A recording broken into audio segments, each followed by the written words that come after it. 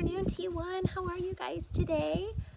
I wanted to come on here and say hello. I am out in my backyard. It's beautiful. I don't know if you guys can see. I got some flowers blooming, and these are some fruit trees behind me that will hopefully start getting some fruit in the summer.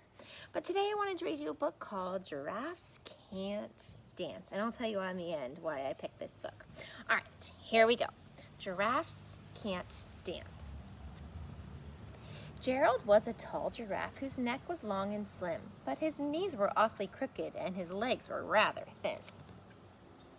He was very good at standing still and munching shoots off trees, but when he tried to run around, he buckled at his knees. Now every year in Africa they hold the jungle dance, where every single animal turns up to skip and prance. And this year when the day arrived, poor Gerald felt so sad, because when it came to dancing, he was really very bad. The warthogs started waltzing and the rhinos rocked and rolled. The lions danced a tango that was elegant and bold. The chimps all did a cha-cha with a very Latin feel, and 8 baboons them teamed up for a splendid Scottish reel. Gerald swallowed bravely as he walked towards the floor, but the lions saw him coming and they soon began to roar. "Hey, look at clumsy Gerald!" the animals all sneered. "Giraffes can't dance, you silly fool! Oh, Gerald, you're so weird!" Gerald simply froze up. He was rooted to the spot. "They're right," he thought. "I'm useless. Oh, I feel like such a clot." So he crept off the dance floor and he started walking home. He never felt so sad before, so sad and so alone. Then he found a little clearing and he looked up at the sky. "The moon can be so beautiful," he whispered with a sigh.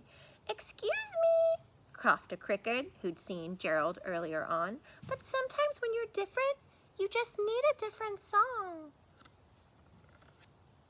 Listen to the swaying grass and listen to the trees. To me the sweetest music is those branches in the breeze. So imagine that the lovely moon is playing just for you. Everything makes music if you really want it to." With that the cricket smiled and picked up his violin. Then Gerald felt his body do the most amazing thing. His hooves had started shuffling, making circles on the ground. His neck was gently swaying, and his tail was swishing around.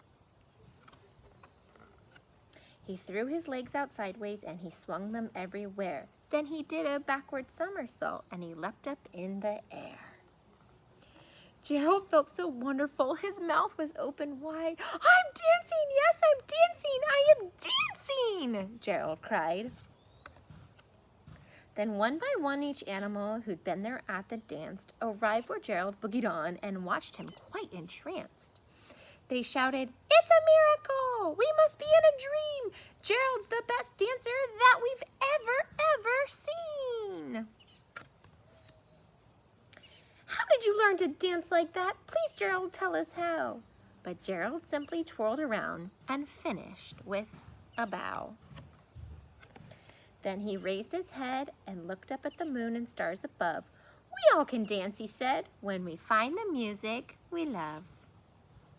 All right, if you guys have this book at home, you guys should try to find the cricket is on every single page in the book.